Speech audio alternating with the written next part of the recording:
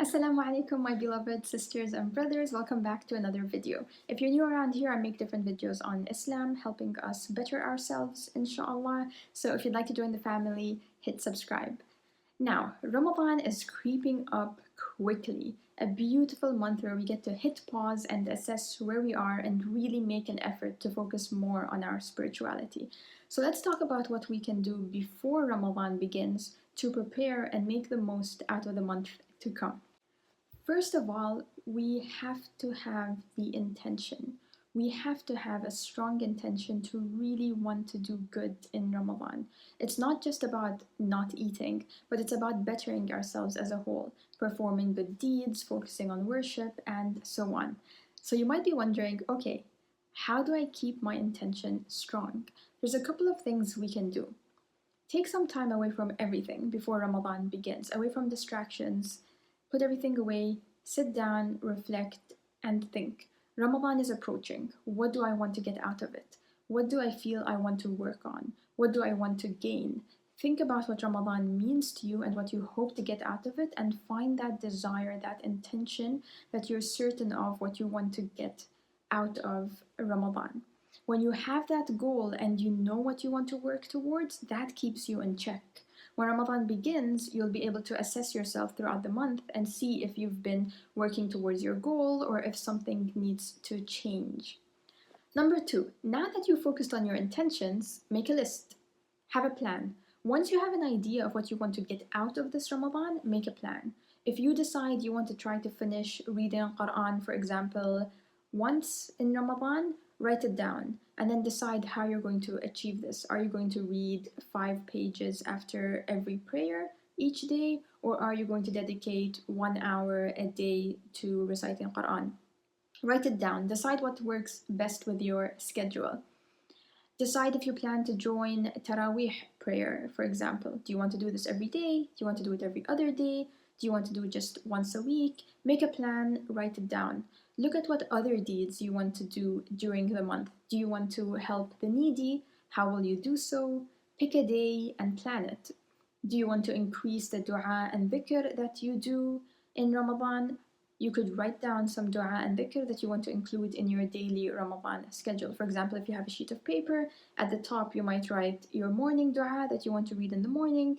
In the middle, you might have dua you want to read before breaking your fast, for example. At the bottom, maybe you have your night dua that you want to read before going to sleep.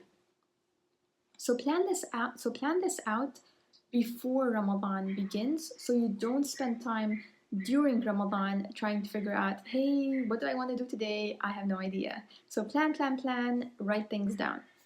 Number 3, meal planning. Now, this one is useful if you're the one preparing or helping prepare the iftar meal. If you have other members in the household preparing iftar, then you're good to go. But if you're the one responsible for preparing iftar, then it's good to plan ahead before Ramadan begins. What kind of dishes are you thinking of preparing? What do you want your iftars to look like?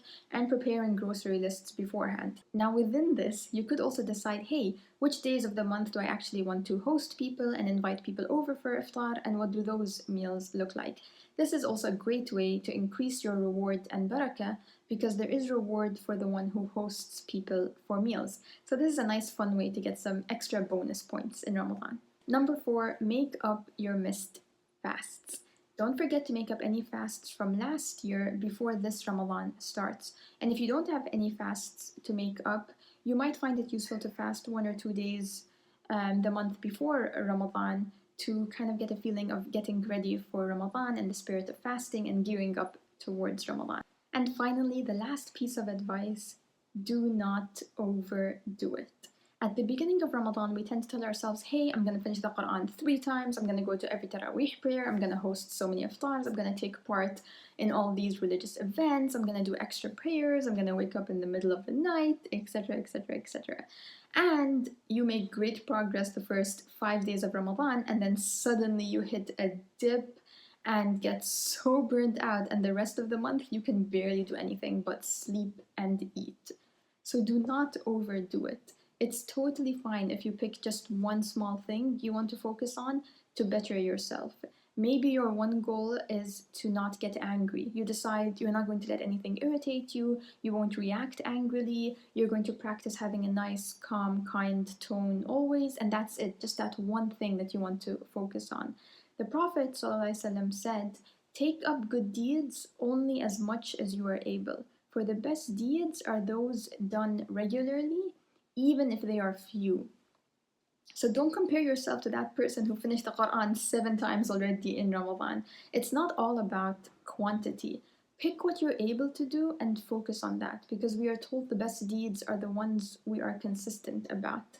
And this isn't a green light to say don't put in effort and take it easy. No, you should really be striving and pushing yourself, but at the same time, know your capabilities and know what you're able to achieve. So don't put yourself beyond those limits, but still work hard. May Allah allow us to reach Ramadan, and may you have a very blessed month, inshallah. Assalamu alaikum.